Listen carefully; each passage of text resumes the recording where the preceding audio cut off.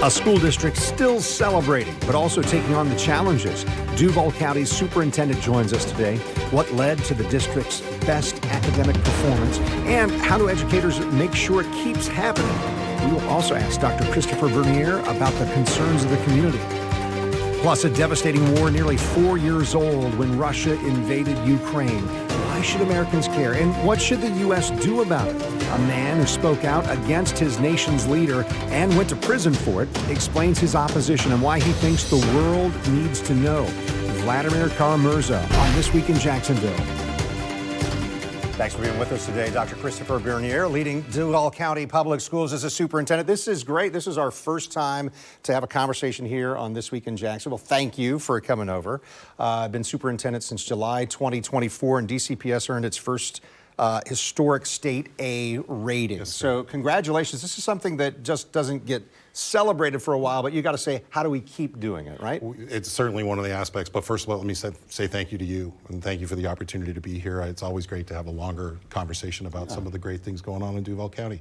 Our school system is doing phenomenally well. We are excited about our progress. Just before coming over here, spent some time with our regional superintendents. We're going school by school, talking about where the PM data tell us where our students are and how we can now intervene during the second semester prior to PM3, which is the one that counts, so that we can keep that A and continue to show the progress that this community so richly deserves from its public school system. Yeah, I don't know how to measure how much of a surprise it was, but certainly there was like, Duval is A-rated. I mean, it was a big accomplishment, certainly something that I would hope that people have expressed to you how much they appreciate that. Also saw that DCPS reported a record graduation rate for the class of 2025. That's 94.3% district-wide, 97.6% for traditional high schools. What are the big drivers for that kind of improvement? It really is about focusing student by student. I think sometimes you really think about students and faculties and staffs where somehow the community thinks that all the kids are there and you just have to kind of help them and coach them through. One of the questions I had with a principal recently was, what's the difference between moving from 96 to 100%? And he said long, scary dirt roads, meaning a lot of home visits, a lot of home visits, a lot of going and finding our students who are on track to graduate, but late in the semester try to make a decision about helping to support a family or making their own personal decision and getting them to come back. And those stories are rampant from all the way through kindergarten, all the way through our 12th grade years, where our teachers and our staff and other people go out and really make an effort to make sure that our students are successful and graduate with that piece of paper that allows them to be great community members. So graduation is one thing, readiness might be another. What are the top indicators that you're watching now to show that students are ready for that next step once they graduate? Well, it's a variety of different things, but one is clearly graduation rate. Our graduation to graduate in the state of Florida has never been a more difficult task with Algebra 1 and requirements regarding specific scores on exams, as well as GPAs and online courses. I mean, it's different than when you and I graduated from high school, and our kids are, and our teachers and our staffs are meeting that challenge.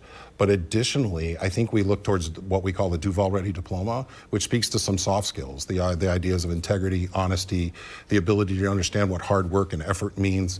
And then additionally, I think working with the JAX Chamber and other leaders within our organization and within our community that have the first right of hiring to some of our young people, finding their input, finding out what they see in the product we're producing and how we can tweak our processes to ensure that a graduate not only has a diploma, but the skills ready to move forward. Yeah, and it's interesting because I think many school districts, but Duval County included, aren't saying the only next step after graduation is you must be in college.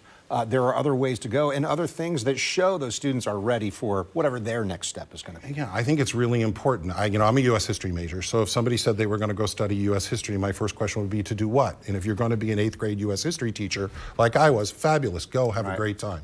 But if you expect to go study U.S. history and become a chemical engineer, you've got a gap between what your expectation is and what your college degree is about. So we believe in students being both college and career ready, so that they have the option post-graduation to either go straight into the university because it's a requirement for their desired employment, or to be ready to step across the stage, not just into a job, but into a career.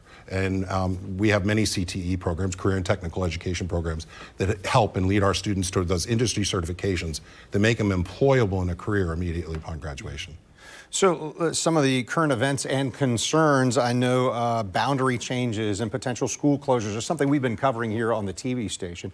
Goes maybe to a bigger issue. What's the financial state of Duval County Public Schools right now? We're in a good position. We've done a lot of hard work in the last 2 years. We've cut 25% of our central office staff in order to free up space in dollars to invest in our classrooms. This past year, we cut another 12%, which got us to the 25%, because about 85% of our dollars are tied up in individual salaries. It's really an expensive proposition to hire as many people and keep them employed as we do. However, by being responsible at the central level, we've been able to reinvest in our middle and elementaries with about $34 million invested into class size. That reduced the number of schools out of compliance from 77 to 4. And then additionally, we invested in our staff this past year at a 2.9% increase to their pay. Not enough. I mean, I know they'll say that's not enough, and I don't disagree with them, but it's what we could afford to do moving forward.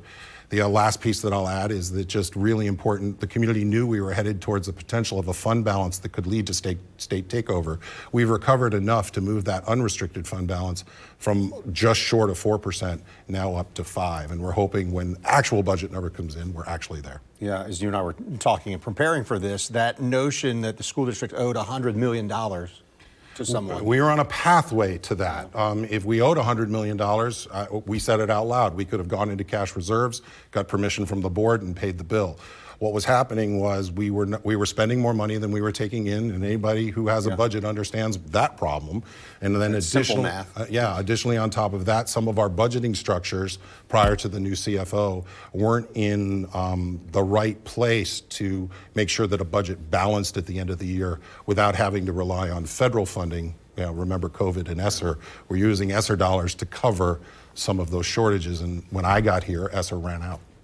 So if we have time, two other topics. Cell phones in schools. Parents and teachers, pretty strong opinions, I should say. Where do you stand? Tighter restrictions during the day or school by school flexibility, the current rules?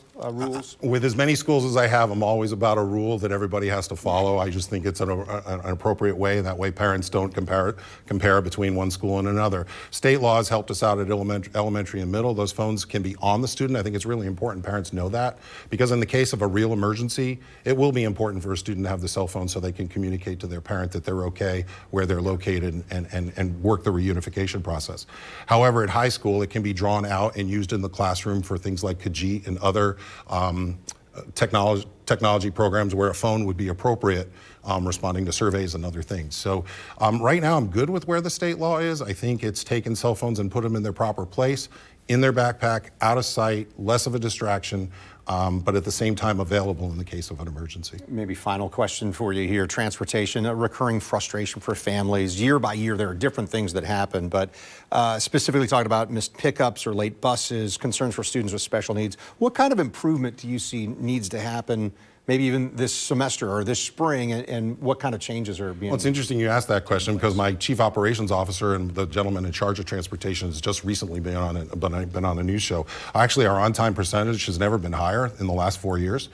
Part of that is working with our transportation companies and putting the right amount of dollars on the paycheck line for our bus drivers. We've solved a lot of our bus driver vacancy problem by creating a livable wage that has drawn bus drivers in. Additionally, we have our own GPS systems on the buses now, so we're not just taking the contracted bus company's opinion of whether they were on time or not. Their GPS actually trips a geofence, and we know whether they're on time or not on time. And then there's been a stronger automation of processes within our transportation department. We're using software and routing software and other things to improve the efficiencies of our buses, and we're actually seeing a great improvement.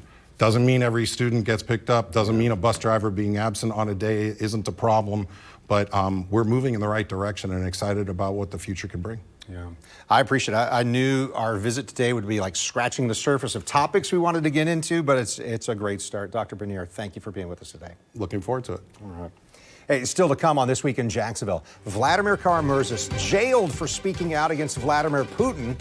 He's with us on what repression looks like up close, why Americans are being sold a false picture of Russia, and in his view, what comes next. Don't miss this interview.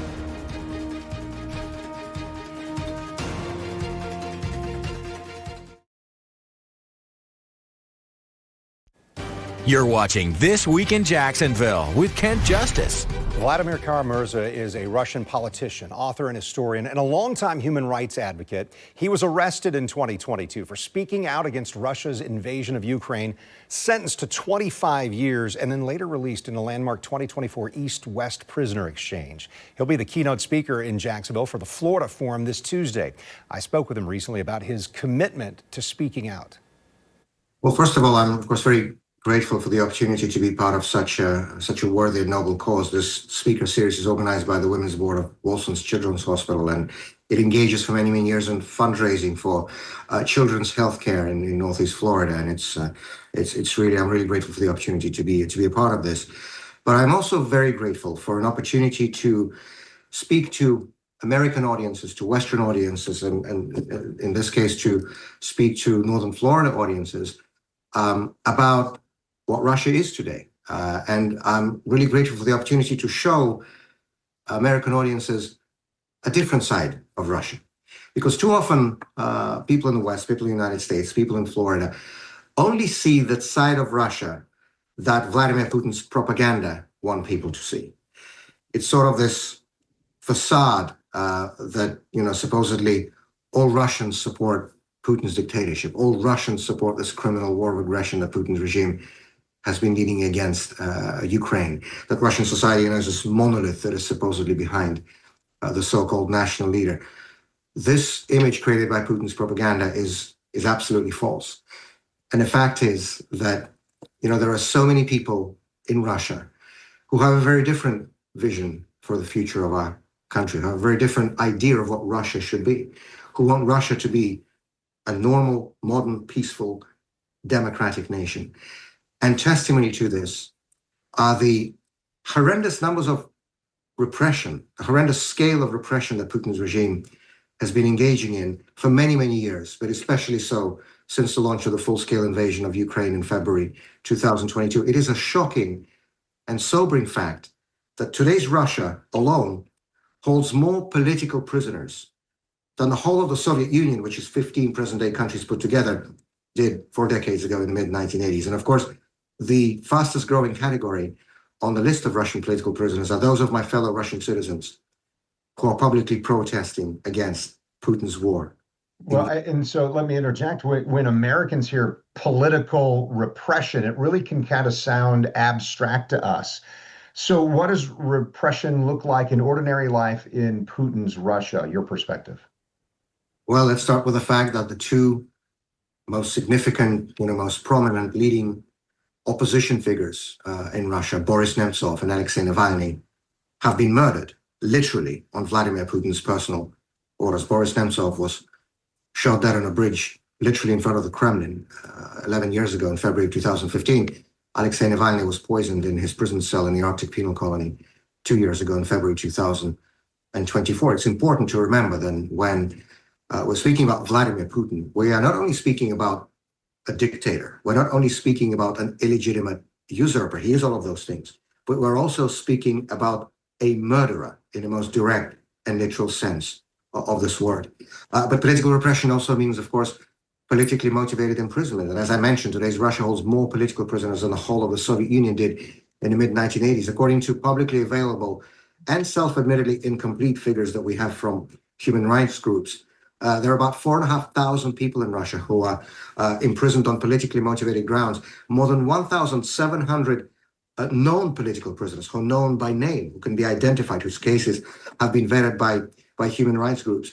And it is the reality of today's Russia that you can get a longer prison sentence simply for speaking out against the government, simply for speaking your mind, than real criminals can get for burglary or for rape or for murder, even in some cases. My prison sentence was 25 years. This was your experience, right? In 2022, you were arrested, and as I understand it, sentenced to 25 years. How is it that you're free now? And it sounds like this is an example of what you're talking about.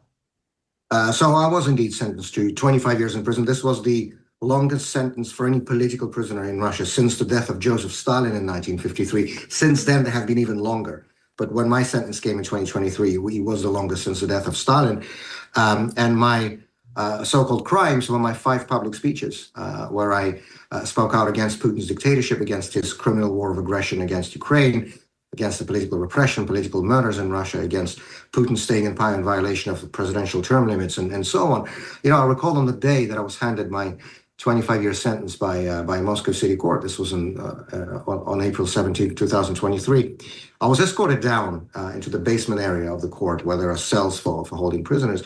I was walking down the steps with my hands behind my back and handcuffs and a police escort around. And the commanding officer of the police escort turned to me and he said, "So let me get it right. Did you just get a 25-year prison sentence for 5 public speeches?" And I said, "Yes, I suppose I did." And he thought for a second again, and then he said, "Well, at least I hope these speeches were good." They were good enough. They caught the attention of the establishment who said, we're going to go after, in this case, Vladimir Putin. In the Orwellian and distorted reality that is the reality of Vladimir Putin's Russia, I suppose, yes, this is actually the recognition on the part of the regime, on the part of Putin's dictatorship, of all those people who are standing up against it. And I was absolutely certain just 18 months ago that I was going to die in that Siberian prison. And after prison, Vladimir Kara-Murza isn't backing down. He argues that a dictatorship at home always means aggression abroad and explains why a democratic Russia isn't just Russia's future, it's Europe's security. Next.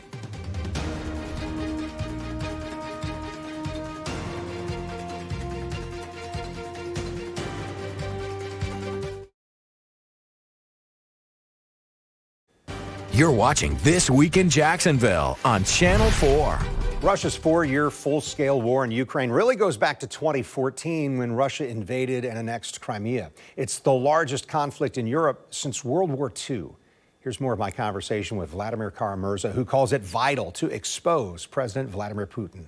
The only reason I'm sitting here speaking to you now is because in August of 2024, 8 different countries, but led by the United States and Germany, negotiated an international prisoner exchange, which was the largest East-West prisoner exchange since the end of the Cold War, whereby 16 people were freed from Putin's prisons in Russia, half of them foreigners, including US and German citizens, half of them Russian political prisoners, including me.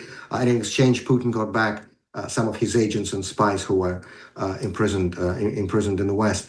But I'm a lucky one. I'm sitting here and speaking to you. I've survived this. But as we are speaking with you now, hundreds and hundreds and hundreds, as I said, more than 4,500 people are imprisoned in Russia on politically motivated ground. People who have committed no crime, who have broken no law, who are only, quote unquote, guilty of having the conscience to distinguish right from wrong and of having the courage to say it out loud. And I think it is very, very important that the free world, the Western world, stands in support and in solidarity of all those people in Russia who are unjustly imprisoned because they believe in democracy and peace. And this is one of the things that I'm going to be talking about when I'm in Jacksonville.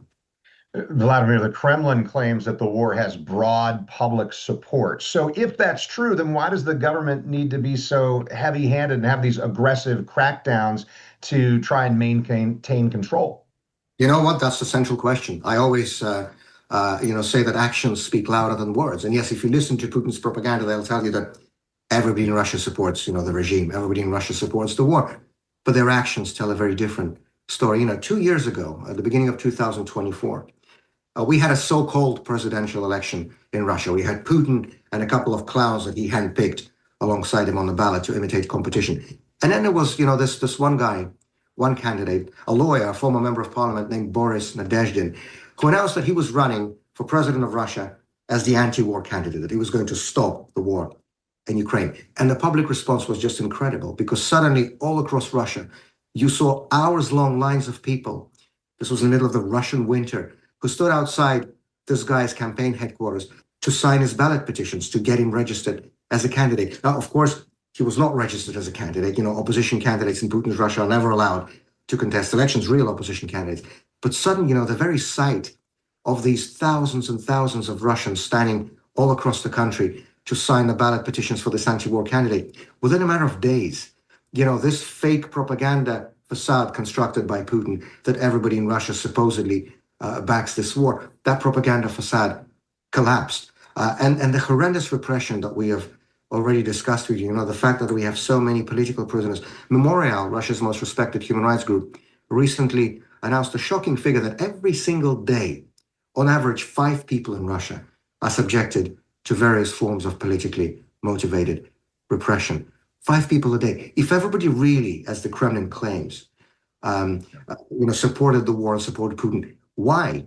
Why would this regime feel the need to keep our society in a state of constant fear? Fear is the last tool that Putin has to stay in power. He has no legitimacy.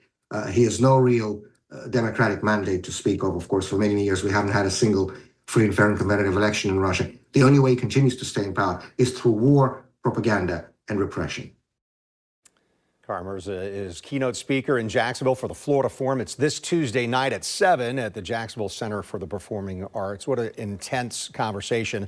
My entire interview with him lasted 17 minutes. And we have that for you uncut online at news4jax.com. You just look on the This Week in Jacksonville page. I wanted you to be able to see all of what we talked about in that very important interview. All right, next time here on This Week in Jacksonville, Jacksonville Mayor Donna Deegan and Florida State Senator Tom Leek. I'm Kent Justice. Thanks for watching on air on Channel 4 and the CW17, and you find us online at news4jax.com and streaming on News4Jax Plus. And don't forget to check out This Week in Jacksonville Business Edition. This episode of our podcast looks at a big event coming to Jacksonville to celebrate America's 250th birthday. It's called Revival 250.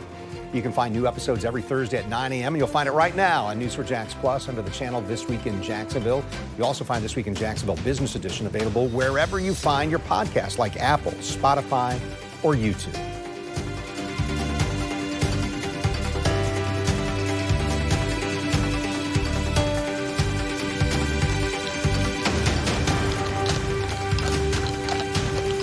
See why every day more people are choosing News4JAX, Northeast Florida and South Georgia's #1 source for local news.